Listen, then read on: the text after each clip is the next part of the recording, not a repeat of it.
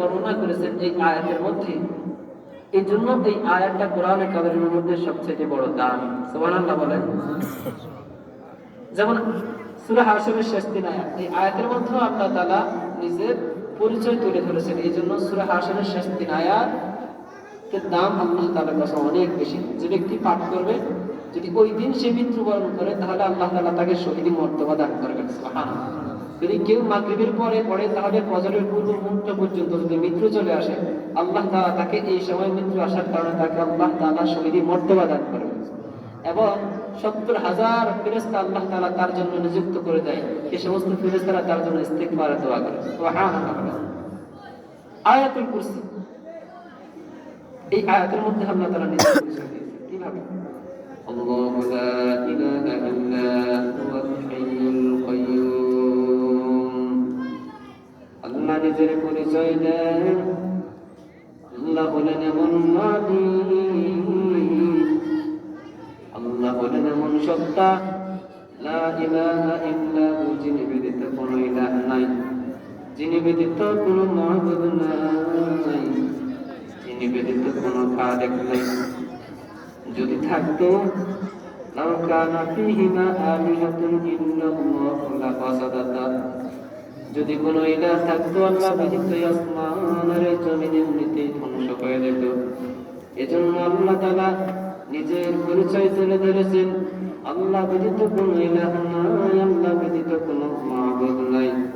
তারপরে আল্লাহ নিজের পরিচয় দেয়, লা তা'খুযুহু সিনাতুন ওয়ালা নাওম। আল্লাহ তাআলাকে সিনাও ধরে না, আল্লাহ তাআলাকে নাম আল্লাহ তাআলাকে ধরে না, মানে আল্লাহকে তোমরাও ধরে না, আল্লাহকে নিদ্রাও ধরে না। হযরত মূসা আলাইহিস সালাম একদিন মনে মনে মনে মনে এভাবে চলতেছে, আর সারাদিন আমি বিষ ছড়াইয়া আমি ক্লান্ত হয়ে যাই, কোন আমাকে যেতেই হয়। আসমান তো আল্লাহ চালায়, এই জমিনটাও তো আমার আল্লাহ চালায়, তাহলে আপনার কি একটু ক্লান্তি আসে না? আল্লাহ তাআলা জিবরাইল আমিনকে পাঠায় দিলেন, জিবরাইল জবাব দেওয়ার জন্য চলে যাও। জিবরাইল আমিন সাথে সাথে উপস্থিত হয়ে যায়। মূসা আলাইহিস সালাম প্রশ্ন করলেন, কেন আসলো? জিবরাইল আমিন বলেন, হ্যাঁ মূসা, আল্লাহর ব্যাপারে আপনি কেন ধারণা করেন এমন? মূসা আলাইহিস সালাম বলে, আমি তো মনে মনে বলেছি, আমি এইভাবে মুখে বলি নাই, বলে মনে মনে বলেছেন যেহেতু, এজন্য আপনার এটা আল্লাহ সুবহানাহু ওয়া তাআলা পছন্দ করেন নাই। আল্লাহ তাআলা আপনাকে জবাব দিতে চায়, বলে কিভাবে? বলে আপনি দুটো পানির গ্লাস হাতে নিয়ে দাঁড়িয়ে যান। মূসা আলাইহিস সালাম আল্লাহ তাআলার ওয়াদার মধ্যে যাইয়া দুটি পানি ভর্তি গ্লাস হাতে নিয়ে দাঁড়াইয়া রইলেন। এবার দুটি পানি ভর্তি গ্লাস হাতে নিয়ে দাঁড়াইয়া থাকতে থাকতে হঠাৎ জিমানি যখন চলে আসলো, মূসা আলাইহিস সালামের হাত থেকে দুটি পানি ভর্তি গ্লাস ভেঙে পড়ে টুকরা টুকরা হয়ে যায়। জিবরাইল আমিন হাজির, হে মূসা কেন ফালাই দিলেন? বলে আমি তো ঘুম আমাকে আবার ত্যাগ করে ফেলেছে, যার কারণে দুটি গ্লাস আমার হাত থেকে ভেঙে পড়ে গেছে, আমি বলতে পারে নাই। এবারে জিবরাইল আমিন বলে, হে মূসা, আপনি আল্লাহ সুবহানাহু ওয়া তাআলার ব্যাপারে যেভাবে আপনি ধারণা করেছেন, আল্লাহ তাআলা এই কাজের মাধ্যমে আপনাকে মনে মনে জবাব দিয়ে দিয়েছেন। সুবহানাল্লাহ। মূসা আলাইহিস সালাম ভাবতে শুরু করলেন, হঠাৎ আল্লাহ অন্তরে ইলহাম দিয়ে দিলেন। আল্লাহ তাআলা কেমন জানি বলে, হে মূসা তুমি জানো না আমি আল্লাহ তাআলা এই আসমান চালাই,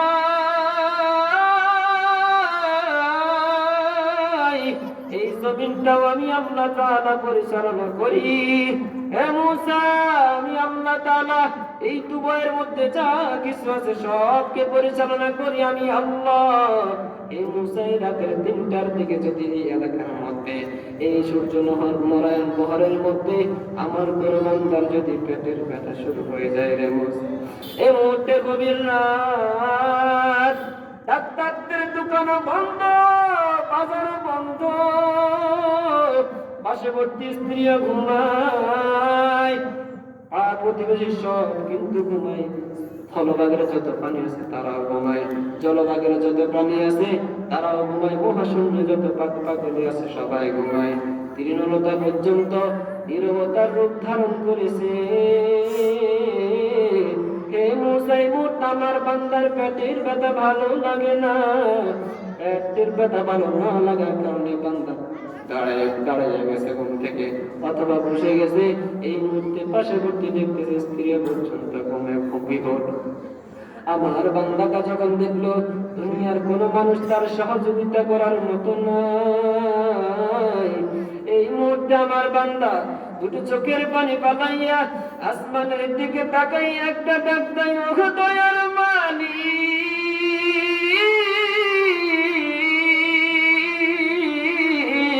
ও আল্লাহ, দুনিয়ার সব মানুষের দরওয়াজা বন্ধর মালিক, ও আল্লাহ, তোমার দরওয়াজা তো বন্ধ না, ও আল্লাহ, তোমার দরজা তো খোলা। ও আল্লাহ, এই মুহূর্তে আমার পেটের ব্যথা ভালো লাগে না, তুমি আমার পেটের ব্যথা ভালো করে দাও। এই মুহূর্তে আমার বান্দাটা চোখের পানি পাল্লাইয়া বুকের রাত যখন আমি আল্লাহকে ডাকবে, এই মুহূর্তে আমার বান্দারা তোমার ডাকে শুনবে রে মুসা। আমি আল্লাহ তাআলা যদি ঘুমাইয়া যাই, আমার এই বান্দা এইভাবে যখন চোখের পানি পালাইয়া কান্না করবে, আমার এই বান্দার পেটের ব্যথাকে ভালো করে দেবে। এই মুসা, আল্লাহ তাআলা যদি ঘুমাইয়া যায়, আসমান আর জমিন এমনি ভেঙে পড়ে টুকরা টুকরা হয়ে যাবে।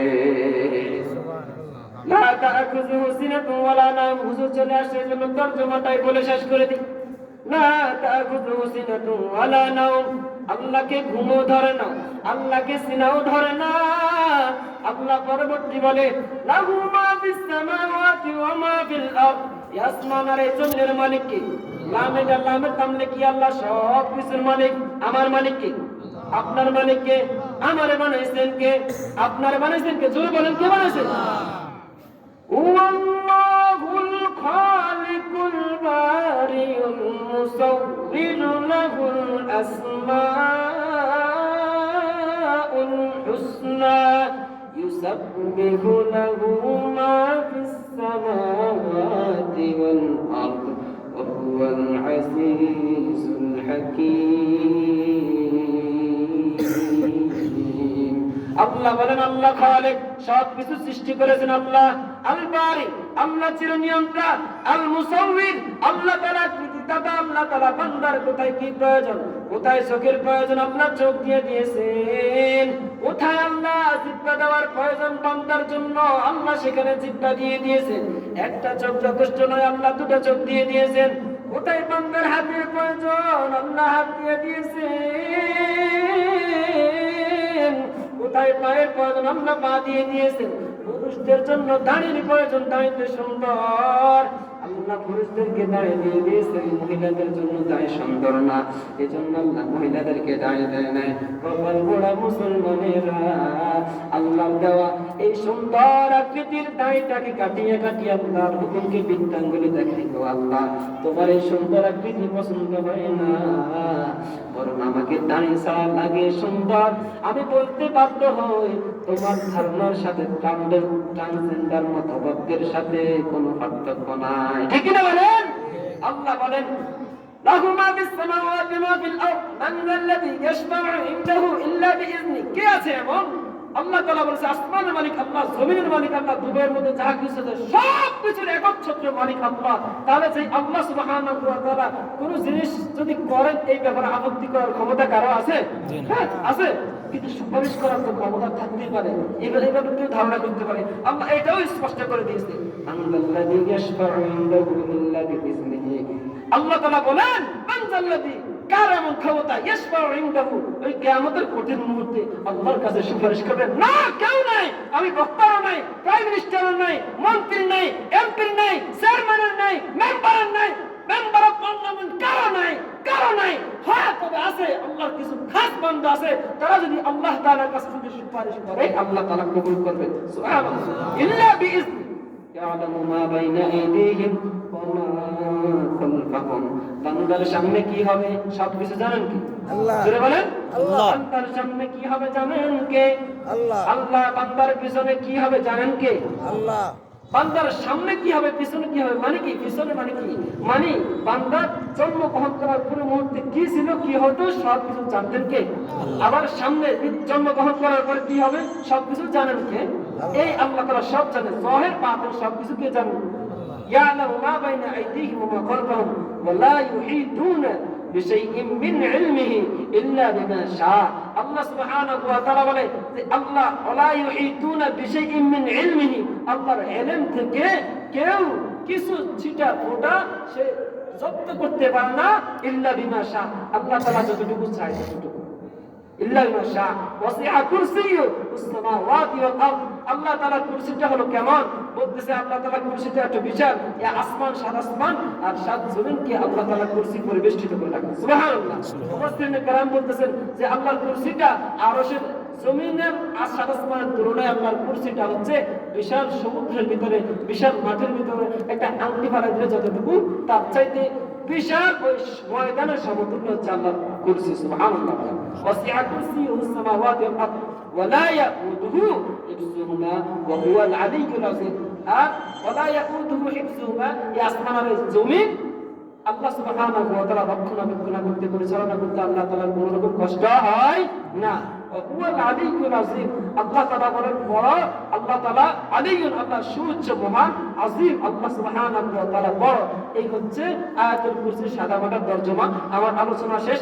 আর একটা হাদিস শুনুন, মান ক্বারা আয়াতুল কুরসি ফি দুবরি কুল্লি সালাতি মাকতুবা লাম ইয়ামনাহু মিন দুখুলিল জান্নাতি ইল্লা আন ইয়ামুতা।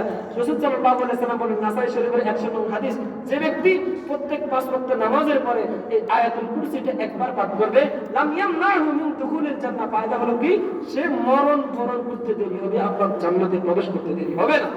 আল্লাহ সুবহানাহু ওয়া তাআলা আমাদেরকে 5 ওয়াক্ত নামাজের পরে এই আমলটা করার তৌফিক এনায়েত করুন। আমি ওয়া আখিরু দাওয়ানা আলহামদুলিল্লাহি রাব্বিল আলামিন।